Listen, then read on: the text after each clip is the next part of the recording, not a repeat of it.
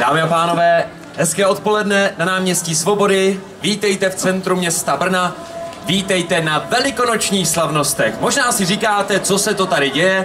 Teď Velikonoce budou až za týden. Ano, máte pravdu, ale my už se na ně poctivě připravujeme a také vítáme jaro. Vítáme také sluníčko, které se přišlo, zaplať pán Bůh podívat. A vítáme tady na náměstí Svobody jarní velikonoční slavnosti.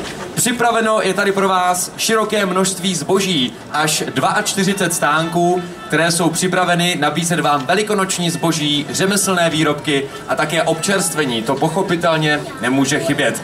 Máme ale také, řekl bych, zajímavý doprovodný program, a to od dnešního dne až do příštího pátku. Takže celý týden můžete tady na pódiu na náměstí Svobody sledovat vesměs regionální, folklorní, taneční, hudební soubory, které vám budou zpříjemňovat vždy odpoledne od 2, většinou tak do 5, do 6 hodin program na náměstí Svobody.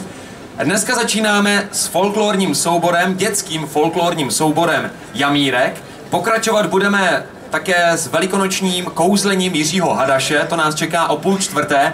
Mezi to ještě vměstnáme soutěž o velikonočního beránka, zhruba o 2:30. Pokud byste chtěli soutěžit, zejména děcka, tak zhruba o 2:30 tady budeme dávat soutěž. V 17 hodin to uzavře cymbálová muzika Prespolán, to je dnešní program na náměstí Svobody. A pokud byste chtěli taky nějaké řemeslné výrobky, zejména znovu děti, tak za stánkem pana zvukaře, tady tímto směrem uprostřed náměstí Svobody, je velikonoční výtvarná dílna. Každý den budeme vytvářet něco nového. Dneska je to výzdoba do okna. Stříháte tam papír, malujete na to a máte výzdobu do okna. Jednoduché jako facka, doporučuji velikonoční dílnu. Jinak máme tady připravené také něco trošku zásadního, dá se říci, a je to sice živaňská jehla. Musím připomenout, je to na jídlo, přátelé, živaňská jehla. Koupíte to hnedka za naším pódiem a koupí tohoto pokrmu přispějete na hospic svaté Alžběty. Za každý váš nákup už teď předem děkujeme. Program na dnešní den je jasný, ale aby jsme to měli opravdu oficiálně zahájeno, tak musím na pódium pozvat také starostu městské části Brno Střed, pana magistra Libora Šťásku. Vítám vás, pane starosto, vítáme vás i obyvatelé města Brna. Pojďte nám zahájit velikonoční slavnosti.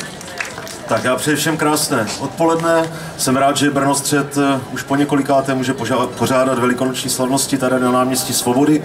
Takže všem přeji, aby se jim tady líbilo, přeji to všem vám a samozřejmě rovnou přeji krásné Velikonoce příští týden. A jsem rád, že máme opět partnera, a to je hospic svaté Alžběty, a že můžeme vybírat na toto zařízení, protože naši pomoc určitě potřebuje. Takže krásné Velikonoce všem. Děkujeme za úvodní slovo. Tímto jsou velikonoční slavnosti v centru města Brna a na náměstí Svobody zahájeny. Pojďme tedy k prvnímu bodu dnešního programu. Dámy a pánové, dětský folklorní soubor Jamírek přijel z újezdu u Brna. Je to cymbálová muzika, máme tady 12 muzikantů, pokud dobře počítám, a spoustu tanečníků, kterým jste vytvořili výborný plac na náměstí Svobody. Těšíte se na ně někdo? Ano. Jo. Tak pojďme na to, dámy a pánové, dětský folklorní soubor Jamírek, je to vaše!